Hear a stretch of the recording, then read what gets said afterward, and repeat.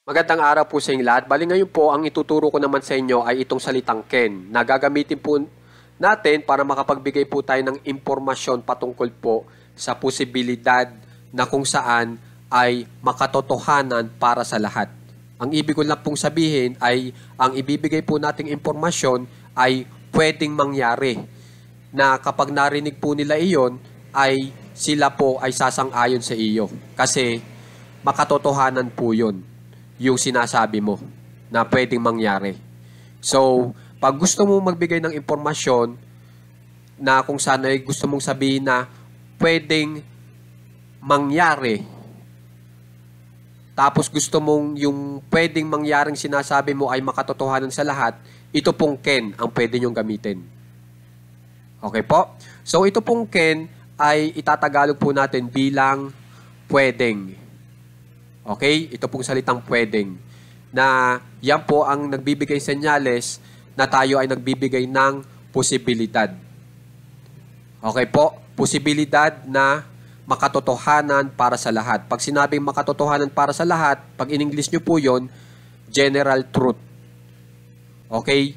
Na kahit kanino mo sabihin, sasang-ayon po sila sa inyo kasi totoo po yung sinasabi nyo. Okay po? So ito po ang ating halimbawa.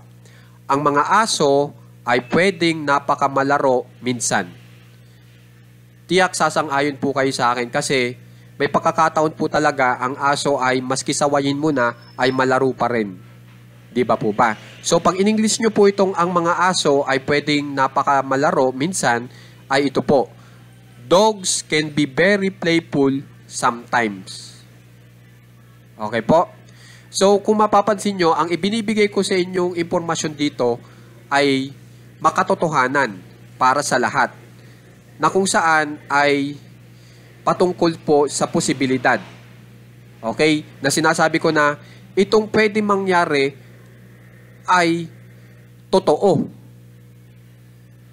Yun po yung impormasyon na gusto kong ibigay pag gumamit tayo ng Ken. Okay? So, isa pang halimbawa, ang laser ay pwedeng makasira sa mga camera. Pag in English nyo po yan, laser can damage cameras. Okay? So, ibig lang sabihin na itong laser ay yan po ay nagamit na. At sa pagkakagamit niyan ay talaga pong nakakasira po yan ng camera. Pwedeng makasira po ng camera. May tsansa po na masira ang camera pag itinutok mo ang laser sa mga bagay na katulad ng camera. Okay po? Sumunod. Ang mga computer ay pwedeng magproseso ng sabay-sabay. Totoo po yan. Di ba pag nagko-computer tayo, habang tayo po ay gumagamit ng Word, nakakapaglaro rin po tayo. Nakakapag-internet din po tayo. Sabay-sabay po yun. Pwede po natin gawin yun sa computer. So, totoo po yung sinasabi ko sa inyo. Pwedeng mangyari na sabay-sabay yung binibigay na proseso ng computer.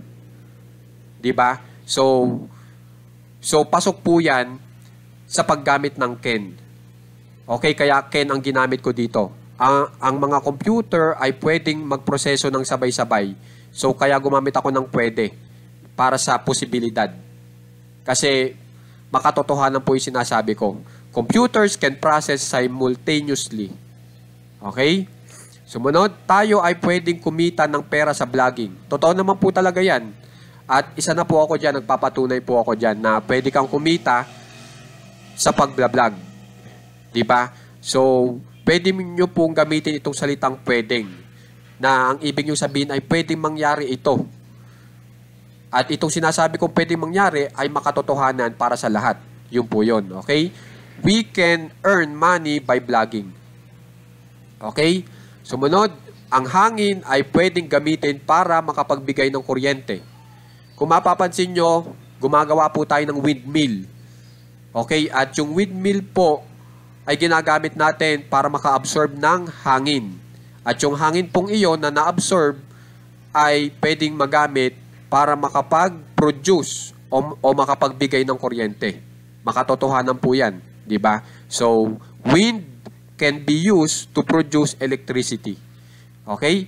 So, lahat po ng sinasabi ko dito na pwedeng mangyari ay makatotohanan para sa lahat. At kung ganyan yung impormasyon na gusto nyong ibigay, maaari nyo pong gamitin itong Ken. Okay po? Maraming salamat po.